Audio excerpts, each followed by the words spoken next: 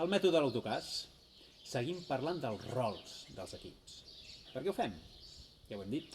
Perquè un equip és més que la suma de les parts, però això no vol dir que no puguem identificar parts o rols que són necessàries perquè un equip funcioni.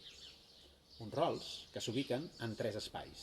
Un espai de coneixement i de saber, un espai d'acció i de resultat i un espai de connexió i vincle. Entrem al tercer dels rols d'aquest espai, que és el de les persones coordinadores. Com són aquestes persones? Són persones equilibrades, segures, persones que saben identificar el talent en els altres, que saben mostrar i aclarir les fites, que saben delegar de manera efectiva. Aquests són els grans actius d'aquest rol. Quins poden ser els inconvenients? Els inconvenients pot ser que se les percebi com a persones un punt manipuladores, persones que deleguen tant que al final es queden elles sense feina. Per tant, què hauríem de fer si treballem? Què hauríem de fer perquè pugui brillar un rol de persona coordinadora? D'entrada hem de deixar que elles puguin treure el millor dels altres.